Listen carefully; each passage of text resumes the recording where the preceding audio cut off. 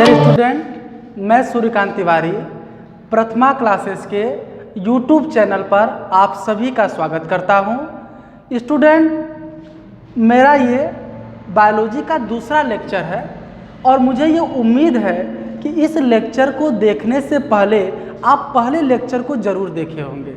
क्यों? क्योंकि मैं आपसे ये रिक्वेस्ट किया था और फिर कर भी रहा हूँ कि आप कोई भी नया लेक्चर देखें तो उससे पहले उसका पिछला वीडियो या लेक्चर ज़रूर आप देखें। क्यों? क्योंकि हर लेक्चर जो होता है वो आपस में एक दूसरे से इंटर रिलेटेड होता है, मतलब उसका अंतर संबंध होता है। और जब आप उस किसी वीडियो को देखने से पहले उसके पिछले वीडियो को भी देखेंगे, लेक्चर को देखेंगे, तो आपको उन दोनों के बीच का वो अंतर संबंध स्पष्ट रूप से समझ में आएगा।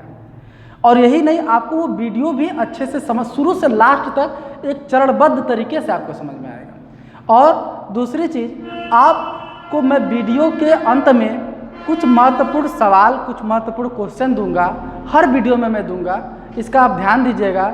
और वह सवाल उस दिन के लेक्चर, उस वीडियो को जो मैं बता रहा हूँ, जो समझा रहा हूँ, उसी लेक्चर पर बेस्ड होगा, कहीं बाहर से नहीं होगा। मतलब उसी लेक्चर पर ही आधारित मैं कुछ क्वेश्चन, कुछ सवाल आपको हर वीडियो के अंत में दूंगा।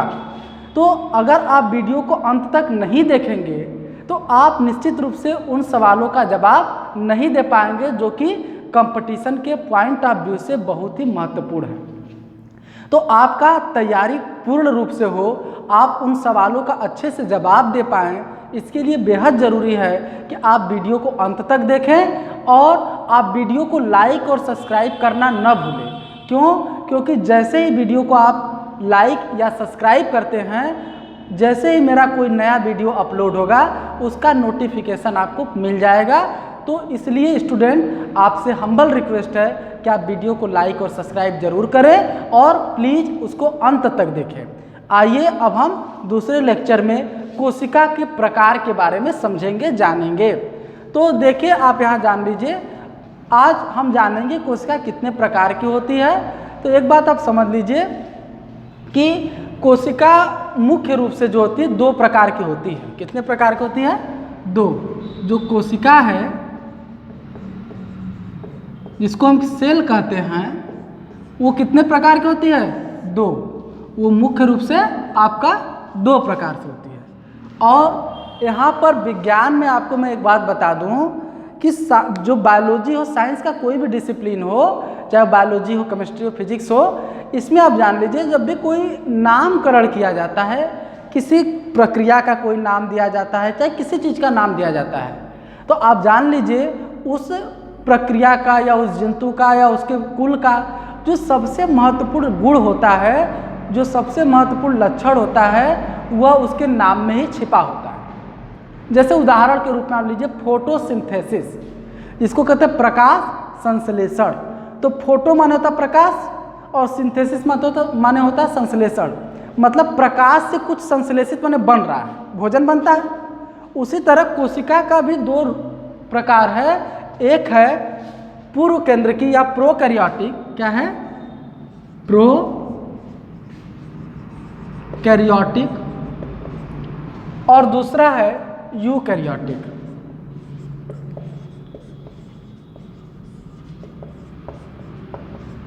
प्रोकैरियोटिक और यूकैरियोटिक। तो देखिए, ये दो ग्रीक वर्ड से बना है। एक ग्रीक वर्ड है आपका प्रो और दूसरा ग्रीक वर्ड है कैरियन। क्या है? कैरियन। तो प्रो का मतलब होता है प्राइमरी और कैरियन का मतलब होता है न्यूक्लियस। तो प्राइमरी का मतलब होता है प्राथमिक और न्यूक्लियस का मतलब होता है केंद्रक। और जो यूकैरियोटिक है, यूकैरियोटिक भी दो ग्रीक वर्ड से मिलकर बना है। यू का मतलब होता है ट्रू और ट्रू का मतलब होता है सत्य। और दूसरा कैरियन, कैरियन का मतलब होता है न्यूक्लियस और न्यूक्लियस का मतलब होता है केंद्रक। तो देखिए यहाँ पर प्रोकैरियोटिक, इसका नाम है प्रोकैरियोटिक। तो प्रोकैरियोटिक का मतलब क्या है? प्राथमिक केंद्रक। आप लोगों ने देखा होगा गांव में स्कूल होते हैं, लिखा रहता है प्राथमिक पाठशाला। तो प्राथमिक पाठशाला में पढ़ने कौन जाता है? कोई MSc BSc करने तो प्राथमिक पाठशाला में जाता नहीं है। कौन जाता है? छोटे बच्चे, नर्सरी, LKG, UKG, ये सब बच्चे 1, 2, 3 ये बच्चे जाते हैं प्राथमिक पाठशाला में। तो मतलब कि वो अभी पढ़ना शुरू किए हैं। प्राइमरी का मतलब पढ़ना शुरू किया, पढ़ नहीं लिया, अभी पढ़ना शुरू किया, अभी प्रारंभिक चरण में है, पढ़ाई के प्रारंभिक चरण में है, तो उनको कहा जाता है प्राइमरी में है। तो उसी तरह ये ऐसी कोशिकाएं होंगी, प्रोकैरियोटिक कोशिकाएं ऐसी होंगी, इनको हिंदी में कहा जाता है पूर्व केंद्रकी। क्या कहा जाता है? पूर्व केंद्रकी। और इनको कहा जाता है सुकेंद्रकी, सुकेंद्रकी। तो देखो स्टूडेंट, यहाँ पर जो पूर्व केंद्रकी होती है, केंद्रकी मतलब इसे प्राथमिक केंद्रक। इसमें क्या होता है? प्राथमिक जो केंद्रक होगा वो पूरी तरह से विकसित नहीं होगा, या तो होगा ही नहीं, और होगा तो प्राथमिक अवस्था में होगा, प्रारंभिक अवस्था में होगा, मतलब एकदम अभी बनना शुरू है, इनिशियल स्टेज में है, बन नहीं गया है, इनिशियल स्टेज में है, तो उसको कहेंगे प्राथमिक केंद्रक। और सवाल पूछे जाते हैं, क्वेश्चन पूछा जाता है, सवाल पूछ देगा कि निम्न में से कौन पूर्व केंद्रकी कोशिका का उदाहरण है। अब ऑप्शन दे दिया, नीले हरे शैवाल, पौधे, कवक और जंतु, 4 ऑप्शन दे दिया। तो आप किसको बताएंगे इसमें से कौन सा ऑप्शन सही होगा? तो आप जान लीजिए कि जो पूर्व केंद्रकी होते हैं या जो प्रोकैरियोटिक होते हैं, उनका उदाहरण है ब्लू ग्रीन अलगी, मतलब ब्लू ग्रीन अलगी, BGA। बी माने ब्लू, ग्रीन माने हरा, ए माने अलगी, मतलब नीले हरे शैवाल। इसका मतलब क्या हो गया? नीले हरे शैवाल। और दूसरा होता है बैक्टीरिया या जीवाणु। बैक्टीरिया या जीवाणु, जो बैक्टीरिया या जीवाणु हैं, किसके उदाहरण है? नीले हरे शैवाल के। और उसी तरह जो यूकैरियोटिक होता है, इसका मतलब है सत्य केंद्रक। क्या है? सत्य केंद्रक। यू माने होता है ट्रू और कैरियन माने न्यूक्लियस, मतलब सत्य केंद्रक। ऐसा जीव जिसमें केंद्रक क्या है? सत्य रूप से उपस्थित है। सत्य का मतलब यहाँ पर है पूर्ण विकसित है।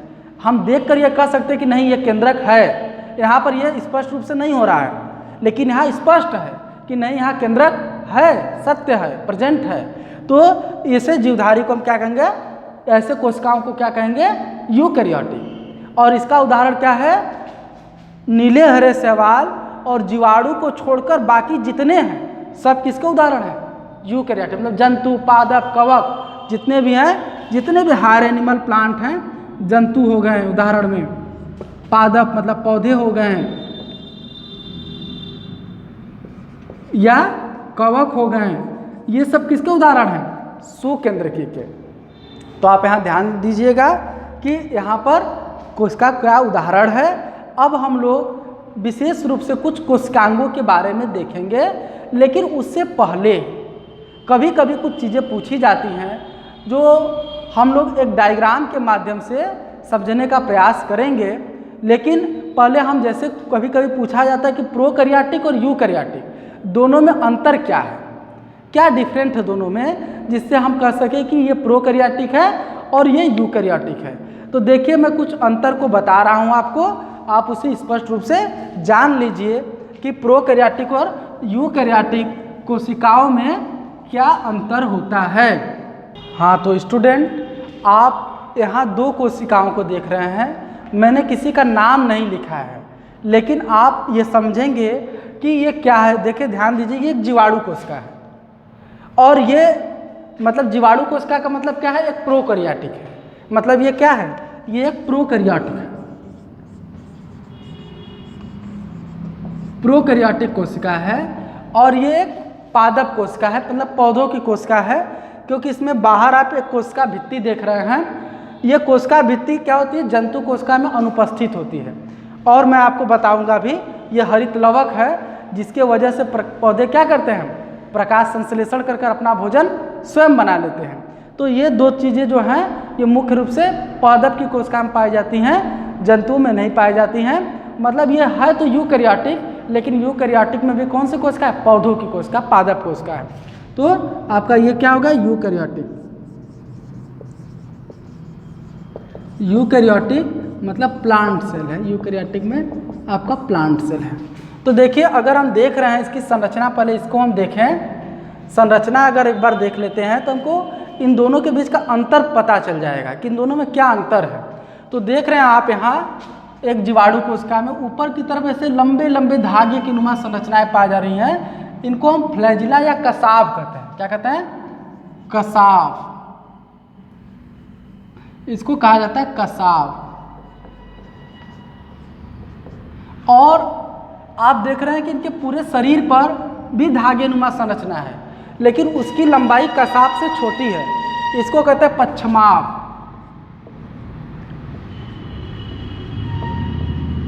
पच्छमाव। और ये जो आप हल्का ग्रीनिश कलर का हरे रंग का देख रहे हैं, इसको कहा जाता है, क्या कहा जाता है, कैप्सूल। क्या कहा जाता है, कैप्सूल। और इसके अंदर ये जो है यह है प्लाज्मा मेम्ब्रेन, मतलब कोशिका झिल्ली। क्या है, कोशिका झिल्ली, कोशिका झिल्ली। और यहाँ पर आपको दिख रहा है जैसे आप 8 लिखते हैं, 8 लिखते हैं ना ऐसे, तो 8 में यहाँ पर देखेंगे एक ऊपर वाला छोटा नीचे वाला बड़ा है। यहाँ ध्यान देने वाली बात है कि ये 8 ऐसा 8 बना है कि उसमें एक ऊपर का छोटा और नीचे वाला बड़ा है। इसको कहते हैं राइबोसोम। और ये राइबोसोम जो होता है इसमें जो पाया जाता है वो 70 यस प्रकार का होता है। ये 70 यस का मतलब क्या होता है, ये जब राइबोसोम आपको बताएंगे तो उसमें स्पष्ट कर देंगे कि 70 यस का मतलब क्या होता है। अभी मैं अंतर बता देता हूँ। 70 यस राइबोसोम,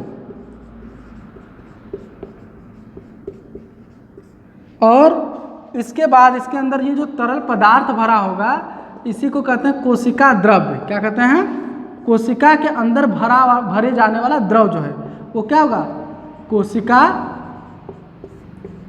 द्रव। और यहाँ पर आप देख रहे हैं कि जो कोशिका की झिल्ली है, ये कोशिका झिल्ली है, तो यहाँ देख रहे हैं कि आपको ऐसे मुड़ी हुई है। इस मुड़े हुए संरचना को कहा जाता है मीजोसोम। क्या कहा जाता है, मीजोसोम। और इसी मीजोसोम से जो लगा हुआ ये संरचना है इसे कहा जाता है, क्या कहा जाता है, केंद्रकाव। केंद्रक नहीं है बल्कि केंद्रक जैसा है, केंद्रकाव कहते हैं इसको। और आप ध्यान दीजिए यहाँ पर क्या है, ये रिक्तिका होती है। अब पहले हम समझ लें इन सब का काम क्या होता है। तो देखिए जो जीवाणु कोशिका होती है या जो कोई भी प्रोकैरियोटिक कोशिका होती है, कभी कभी क्या होता है कुछ परीक्षाओं में इनमें से जुड़े किसी का काम पूछ देता है कि कोशिका झिल्ली का क्या काम है, मीजोसोम का क्या काम है। तो आप एक बार इसको थोड़ा संक्षिप्त रूप में देख लें। तो जैसे क्या होता है, जो कसाव होता है, जो बड़े बड़े फ्लैजिला होते हैं ऊपर जो दिख रहा है, ये क्या करते हैं, जीवाणु कोशिकाओं को उनमें गतिशीलता प्रदान करते हैं। जैसे जीवाणुओं को कोई पैर नहीं होता है कि दौड़ कर भाग जाएगा, वो क्या करते हैं, इसको ऐसे जब हिलते डुलते हैं तो ये आगे बढ़ता है, आगे बढ़ने में मदद करते हैं। और ये जो आप देख रहे हैं रिक्तिका के बाद, यहाँ कसाव के बाद आपको मैंने रिक्तिका दिखाई दे रहा है जो कि हमने यहाँ लिख दिया है। तो रिक्तिका माने होता है रिक्त माने होता है खाली जगह। इसके अंदर जनरली वायु भरी रहती है और ये जीवाणु को क्या करते हैं, उत्प्लवनशीलता प्रदान करते हैं। उत्प्लवनशीलता का मतलब जैसे मान लीजिए कोई जीवाणु है, उसे क्या करना है, पानी में अंदर जाना है, ठीक है, अंदर जाना है, एक निश्चित गहराई पे जाना है। तो ये क्या करेगा, इस रिक्तिका में से जो हवा है उसको निकाल देगा। और जब हवा निकल जाएगी तो जीवाणु अंदर, और जब उसको ऊपर आना है तो फिर हवा भरता है। जब हवा भरता है तो बॉडी हल्की हो जाती है फिर ऊपर। तो ये क्या करता है, उसको उत्प्लवनशीलता, उसको पानी में एक निश्चित गहराई पर जाने और ऊपर वापस ऊपर आने में सहायक होता है। बहुत इंपॉर्टेंट काम होता है इसका ये। और पच्छमाव, पक्षमाप क्या है? जो इसके पूरे शरीर पर छोटे छोटे रोम जैसे संरचना है उसको कहते हैं सीलिया कहते हैं अंग्रेजी में। तो जो सीलिया होता है इसका काम क्या है? ये क्या काम करता है? जीवाणु को किसी सतह से चिपकने में मदद करता है। मान लीजिए हमारे शरीर पर जीवाणु है, तो जीवाणु को हाथ तो है नहीं कि पकड़ा रहेगा, वो क्या करता है? इसी सीलिया के माध्यम से यहाँ त्वचा से चिपक जाता है। तो जब चिपक जाएगा तभी तो शरीर के अंदर घुसेगा, तो चिपकने में क्या करता है? मदद करता है। कैप्सूल क्या है? कैप्सूल देख रहे हैं, ये आवरण है। ये क्या करता है? जैसे अगर हम बुलेट प्रूफ जैकेट पहन लें तो गोली का कोई असर नहीं होता है, ठीक उसी तरह से जो कैप्सूल होता है उसका काम क्या होता है कि यह जीवाणु को, कैप्सूल क्या करता है? यह जीवाणु को एंटीबायोटिक दवाओं से बचाता है। जैसे मान लीजिए हमारे शरीर के अंदर टाइफाइड रोग उत्पन्न करने वाला जीवाणु गया, तो टाइफाइड कौन उत्पन्न करता है? कुछ जीवाणुओं के नाम जो रोग उत्पन्न करते हैं, ये बहुत महत्वपूर्ण होते हैं, इनका भी आपको याद करना होगा, जिसे मैं एक रोग वाले चैप्टर में पढ़ाऊंगा। तो मैं विभिन्न तरह के रोग उत्पन्न करने वाले जीवाणुओं के नाम आपको बता दूंगा, और साथ ही साथ वे जीवाणु कौन से बीमारी उत्पन्न करते हैं वो भी बताऊंगा, और साथ ही साथ आपको ये भी बताऊंगा कि उस रोग के निदान के लिए कौन सी एंटीबायोटिक यूज की जाएगी। ठीक है, तो आपको ये भी दूंगा। तो यहाँ बस इतना जान लीजिए कि कैप्सूल क्या करता है?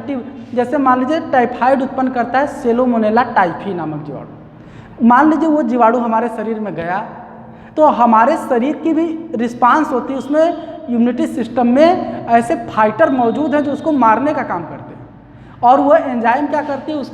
उसको गलाकर उसको नष्ट कर देती है।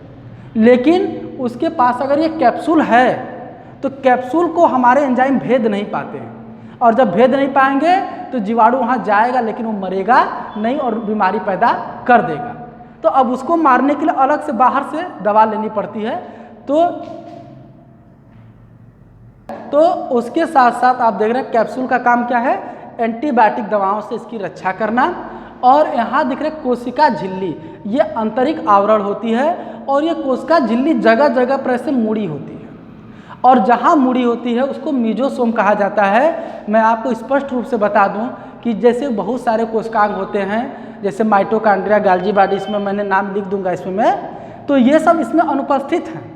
लेकिन माइटोकॉन्ड्रिया को ऊर्जा घर कहा जाता है, ये और क्लियर ढंग से आपको बताया जाएगा, लेकिन यहाँ पर इसका यूज है इसलिए मैं बता रहा हूँ। ऊर्जा घर कहा जाता है, और ऊर्जा जो है किसी भी जैविक क्रियाकलापों को करने के लिए आवश्यक होता है। तो ऊर्जा घर मतलब माइटोकॉन्ड्रिया इसमें होता ही नहीं, जहाँ की ऊर्जा बनता भी है और स्टोर संचित भी होता है। जब यहाँ वो है ही नहीं तो यहाँ ऊर्जा कहाँ बनेगा? तो उसी के समतुल्य एक संरचना पाई जाती है जिसका नाम मीजोसोम। सवाल अगर पूछ दे कि जीवाणु कोशिकाओं में माइटोकॉन्ड्रिया के समतुल्य कौन सी संरचना होती है, तो आपका जवाब होगा मीजोसोम। क्या जवाब होगा? मीजोसोम। और आप जान लीजिए मीजोसोम से सटा हुआ जीवाणु कोशिकाओं का डीएनए होता है, जिसको केंद्रकाप कहते हैं। ये इससे सटा हुआ क्यों होता है?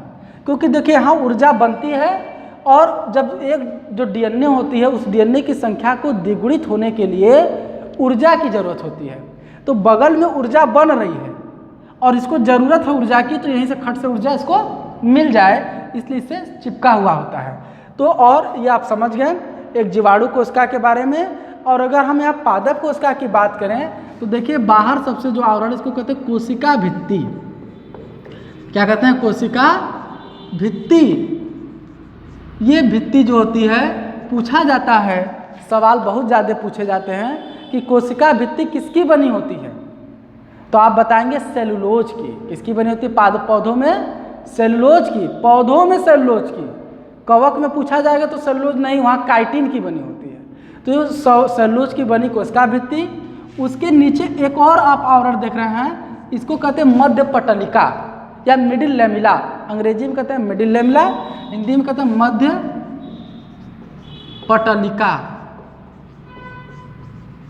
मध्य पटलिका ये क्या करता है? पौधे की कोशिकाओं को एक निश्चित आकार प्रदान करता है। जैसे यही मध्य पटलिका जब कोई सेल पक जाती है या कोई फल पक जाता है तो गल जाती है। देखेंगे कच्चा आम आप दबाएंगे नहीं दबता है, पकने के बाद वो क्यों सॉफ्ट हो जाता है? क्योंकि देखिए ये जब गल जाएगी तो इसके बीच गैप जो बन जाएगा ज़्यादा, अब इसको दबाएंगे तो दब जाता है, तो इसी कारण से गल जाती है, कैल्शियम पेक्टेट की बनी होती है ये। और इसके नीचे होगा आपका, यहाँ पर आप देख रहे हैं, इसको कहते हैं कोशिका झिल्ली। क्या कहेंगे? कोशिका झिल्ली। और इसके साथ है बीच में गोलाकार संरचना देख रहे हैं, यह है आपका केंद्रक। क्या है? केंद्रक, जिसे कि कोशिका का मस्तिष्क कहा जाता है। मैं इस पर आप चर्चा करूंगा, मैं यहाँ शार्ट में बता दे रहा हूँ कोशिका का मस्तिष्क, क्योंकि जैसे हमारे शरीर में मस्तिष्क की क्या भूमिका है, जैसे हम यह पानी है, यह मार्कर है, यह ब्लैक बोर्ड है, ये हमारा मस्तिष्क सोचकर बता रहा है कि हमें किसे क्या कहना है और क्या है। उसी तरह कोशिका को कब विभाजित होना है, कब नहीं होना है, कोशिका में किस तरह के प्रोटीन बनने हैं, नहीं बनने हैं, वह केंद्रक में उपस्थित डीएनए द्वारा निर्धारित होता है, गुणसूत्र द्वारा निर्धारित होता है। मतलब कोशिका की सारी गतिविधियों का ये कंट्रोल सिस्टम है, ये सबको नियंत्रित करता है, इसीलिए इसको कहा जाता है कोशिका का मस्तिष्क। और यहाँ पर देखें, ये 8 जैसी संरचना जो आपको यहाँ दिख रही थी वो आपको यहाँ भी दिखने लगी, मतलब ये क्या है? राइबोसोम है। और ये राइबोसोम कैसी होती है? 80S प्रकार की, 80S राइबोसोम है। और यहाँ पर आपको ये दिख रहा है एक संरचना जो दोहरे आवरण से घिरा है, और इसके अंदर सिक्के, जैसे एक सिक्के को दूसरे सिक्के के ऊपर रखा जाए उस तरह की संरचना पाई जाती है। इसे कहते हैं हरित लवक। क्या कहते हैं? हरित लवक। और यहाँ पर ये जो है इसको कहते हैं माइटोकॉन्ड्रिया। क्या कहते हैं? माइटोकॉन्ड्रिया। माइटोकॉन्ड्रिया में ऊर्जा बनता है और संचित भी होता है, इसीलिए इसको ऊर्जा घर कहा जाता है। हरित लवक के द्वारा पौधे अपना भोजन बनाते हैं, तो इसे क्या कहा जाएगा? इसे पावर हाउस कहा जाएगा, ऊर्जा घर। लेकिन इसे क्या कहा जाए? जैसे आपके घरों में कई कमरे होते हैं, तो जिस कमरे में खाना बनता है उसको क्या कहते हैं? किचन। तो इसी हरित लवक को कहा जाता है किचन ऑफ द सेल, मतलब कोशिका का रसोई घर, क्योंकि यहाँ भोजन बनता है। और ये जो आप देख रहे हैं इसको कहते हैं गाल्जी काय। क्या कहते हैं? गाल्जी काय। और ये रिक्तिका है। क्या है? रिक्तिका। रिक्तिका है, इसको ऐसे लिखा जाएगा, रिक्तिका। ठीक है। तो देखिए अब दोनों में अंतर देखिए कि यहाँ जो प्रोकैरियोटिक कोशिका है इसमें ना आपको कहीं माइटोकॉन्ड्रिया दिख रहा है, ना हरित लवक दिख रहा है, ना केंद्रक दिख रहा है, ना गाल्जी काय दिख रहा है। मतलब इसमें जो आवरण से घिरे हुए कोशिकांग है एक भी नहीं है। क्लियर? एक अंतर ये आप बताएंगे कि प्रोकैरियोटिक कोशिकाओं में आवरण से घिरे हुए कोशिकांग नहीं पाए जाते और यहाँ पाए जाते हैं, जैसे माइटोकॉन्ड्रिया, हरित लवक, ये सब। दूसरा बात आप देख रहे हैं कि यहाँ के राइबोसोम 70S प्रकार का होता है, यहाँ कितना कैसा है? 80S प्रकार का। आप यहाँ देख रहे हैं केंद्रक अनुपस्थित है और यहाँ उपस्थित है। आप देख रहे हैं यहाँ जो है कि आपको mesosome is a site of ATP formation या एनर्जी फॉर्मेशन। यहाँ ऊर्जा के उत्पादन के लिए कौन सा संरचना है? मीजोसोम। यहाँ माइटोकॉन्ड्रिया है। तो ये जो अंतर होती हैं, यहाँ आप जो ये कोशिका भित्ति देख रहे हैं वो सेलुलोज का बना है, जबकि यहाँ जो कैप्सूल आप देख रहे हैं जो बाहरी आवरण है वो बना होता है पेप्टाइडोग्लाइकान का। पेप्टाइड बना होता है प्रोटीन और ग्लाइकान बना होता है कार्बोहाइड्रेट, मतलब प्रोटीन और कार्बोहाइड्रेट का बना होता है क्या? कैप्सूल। तो इस तरह से आपने क्या देखा? एक प्रोकैरियोटिक कोशिका और एक यूकैरियोटिक कोशिका में क्या देखा? अंतर देखा। हाँ तो स्टूडेंट, यहाँ आपको ब्लैक बोर्ड के ऊपर कुछ क्वेश्चन दिख रहे हैं और ये सारे के सारे क्वेश्चन उसी वीडियो पर ही बेस्ड हैं। सबके बारे में मैंने वीडियो में बताया है और आपको इन सारे क्वेश्चन का जवाब खुद देना है कमेंट बॉक्स में। और जैसे मैं एक क्वेश्चन कर आपको बता रहा हूँ कि जैसे यहाँ पर क्वेश्चन पूछा है कि 70S राइबोसोम कहाँ पाए जाते हैं, तो मैंने आपको बताया कि 70S आपने चित्र में देखा कि 70S राइबोसोम हमने कहाँ लिखा था, जीवाणु कोशिका में, और जीवाणु क्या होती है, प्रोकैरियोटिक होती है। तो आप क्या लिखेंगे कि प्रोकैरियोटिक कोशिकाओं में 70S राइबोसोम पाया जाता है। उसी तरह से देखिए दूसरा क्वेश्चन है, पादप कोशिका की कोशिका भित्ति किसकी बनी होती है, इसका भी मैंने आपको जवाब दिया है। तीसरा है, कोशिका का मस्तिष्क किसे कहा जाता है। चौथा है, कोशिका का रसोई घर किसे कहा जाता है। और पांचवा है, 80S राइबोसोम कहाँ पाए जाते हैं। तो ये जो क्वेश्चन है ये बड़े ही महत्वपूर्ण सवाल हैं, बहुत ही महत्वपूर्ण क्वेश्चन है, और मैं आपसे उम्मीद करता हूँ, मैं आपसे आशा करता हूँ, मैं पूरा विश्वास करता हूँ कि आप इन प्रश्नों का जवाब कमेंट बॉक्स में ज़रूर देंगे। और ये मैं इस बात की आपको पूर्ण विश्वास दिलाता हूँ कि अगर आप वीडियो को लास्ट तक देखेंगे तो इनमें से कोई भी प्रश्न ऐसा नहीं होगा जिसका जवाब आप न दे पाएँ। और मैं अगर किसी स्टूडेंट को कोई समस्या होती है तो मैं इन सवालों का जवाब अपने नेक्स्ट लेक्चर में आपको दूंगा। तो बच्चों, स्टूडेंट, मैं आपसे एक बार फिर रिक्वेस्ट करता हूँ, हम्बल रिक्वेस्ट करता हूँ कि आप वीडियो को लाइक और सब्सक्राइब करेंगे, जिससे कि उसका नोटिफिकेशन, कोई भी नया वीडियो अपलोड हो उसका नोटिफिकेशन आपको मिल जाए। और वीडियो को अंत तक देखेंगे जिससे हमारे पढ़ाने का आपको पूरा लाभ मिले, आपका भी मकसद कामयाब हो, आपको आपका लक्ष्य प्राप्त हो सके, आप हर सवाल का जवाब दे सके। इसके लिए बेहद ज़रूरी है कि वीडियो को बीच में न छोड़ा जाए, उसे अंत तक देखा जाए। धन्यवाद। Thank you for watching.